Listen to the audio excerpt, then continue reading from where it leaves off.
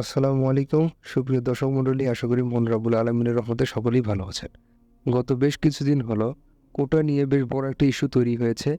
কোটা সংস্কার নিয়ে ছাত্রদের মাঝে আন্দোলন শুরু হয়েছে। কেন এই আন্দোলনটা শুরু হয়েছে?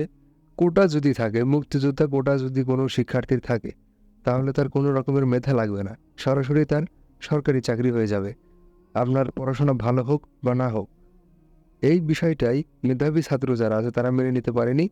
তারা আন্দোলনে নেমে পড়েছেন। এরই মাঝেই ঢাকা বিশ্ববিদ্যালয়ের একজন অধ্যাপক জামাল হোসাইন, তিনি একটা মন্তব্য প্রকাশ করেছেন। পবিত্র কুরআন থেকে একটি আয়াত তিনি পেশ করেছেন। আগে সেটা আমরা শুনে আসি।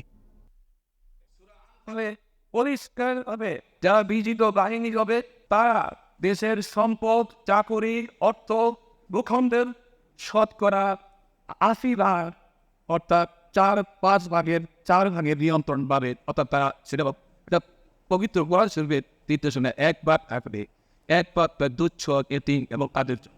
আমরা যদি সূরা আনফালের ৪১ নম্বর আয়াতের দিকে দেখাই, তাহলে এর অর্থ পড়লে আমরা জানতে পারবো যে আল্লাহ তাআলা বলেছেন, আরও জেনে রাখো যে তোমরা যে গনিমত বা যুদ্ধলব্ধ সম্পদ লাভ করো, তার 5/1 ভাগ হলো আল্লাহর রাস্তায়, রাসূলের, তার আত্মীয় স্বজনের, এতিম মিসকিনদের ও পথিকদের।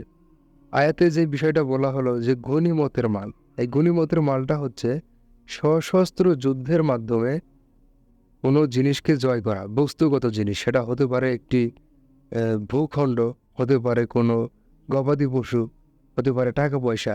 সশস্ত্র যুদ্ধের মাধ্যমে যেটা জয় করা হবে সেইটাই হলো গনিমতের মাল। কোনো রকমের চুক্তি করে বা মুখের কথার দ্বারা যদি কোনো জিনিস জয় করা হয়, সেইটা কিন্তু গনিমতের মাল হিসেবে বিবেচ্য হবে না।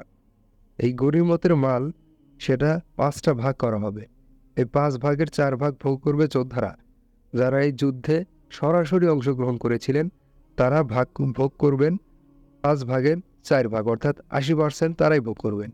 এবং বাকি যে 20% থাকবে অর্থাৎ 1 ভাগ, সেই 1 ভাগ যাবে আল্লাহ তাআলার রাস্তায়, রাসূলের রাস্তায় এবং তার আত্মীয় স্বজনদের, যারা মানে যাকাত ফিতরের কথা বলতে পারে না, তাদের জন্য। আরও 1 ভাগ যাবে এতিম এবং মিসকিনদের জন্য। আরেক ভাগ হচ্ছে মুসাফিরদের জন্য। এই 20 ভাগের ভিতরেই আরও একটা 5টা ভাগ হবে। সেই 5টা ভাগই কিন্তু জায়গায় জায়গায় ছড়িয়ে যাবে। আমাদের ইসলাম ধর্মে যোদ্ধাদের প্রচুর মর্যাদা রয়েছে। আপনারা তো জানেন, বদর নামক একটি যুদ্ধ সংঘটিত হয়েছিল। সেই বদর যুদ্ধে যারা যোদ্ধা ছিলেন, তাদের জন্য প্রতি বছর একটা নির্দিষ্ট সময়ে 5,000 টাকা করে ভাতার ব্যবস্থা করা ছিল। এখন ঢাকা বিশ্ববিদ্যালয়ের যে অধ্যাপক জামাল উদ্দিন, তিনি যেই বক্তব্যটা পেশ করেছেন যে কোটাধারীরা সরকারি চাকরি, সেটাতে নিয়ে কোনো সমস্যা হবে না, 80% সরকারি চাকরি তারাই ভোগ করবে। এইটা কিন্তু এই আয়াতের সাথে, তিনি যেই আয়াতটা এখানে দর্শিয়েছেন, সেই আয়াতের সাথে ওনার এই বক্তব্যের কিন্তু কোনো রকমের মিল পাওয়া যাচ্ছে না। এখানে শুধু যোদ্ধাদের কথাই বলা হয়েছে। এখানে বলা হয়নি যে প্রজন্মের পর প্রজন্ম এই একই ধারা প্রচলিত থাকবে। শুধুমাত্র যোদ্ধাদের ক্ষেত্রেই এই নিয়ম প্রযোজ্য যে 100 ভাগের 80 ভাগ অর্থাৎ 100%-এর 80%, অর্থাৎ 5/4 যোদ্ধারা ভোগ করবে, বাকি 1 ভাগ অন্যান্যভাবে ভোগ করা হবে। এটা কিন্তু শুধু যোদ্ধাদের ক্ষেত্রেই প্রযোজ্য। কিন্তু যোদ্ধার যে পরবর্তী প্রজন্ম, সেইটার ক্ষেত্রে কোনো রকমের দলিল পাওয়া যাচ্ছে না। সেইটার ক্ষেত্রে কোনো রকমের হাদিস কিন্তু এখনো মেলেনি। এখন নিঃসন্দেহে বলাই যায় যে জামাল উদ্দিন যে বক্তব্যটা পেশ করেছেন সেটা ভুল একটি বক্তব্য। একটা কথা চিন্তা করেন, যারা এই কাজগুলো করছেন, যারা কোটাধারীদের চাকরি দিচ্ছেন, একটাবার চিন্তা করেন, যাদের কোটা আছে কিন্তু মেধা নেই, তারা কিভাবে অফিসিয়াল কাজগুলো করবে?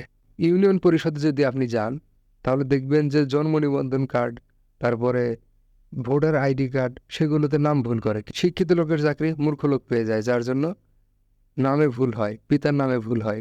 এই কোঠার বিষয়গুলো একটু বন্ধ করেন এবং এর পার্সেন্টেজটা কমিয়ে আনা জরুরি, আমার মতে জরুরি।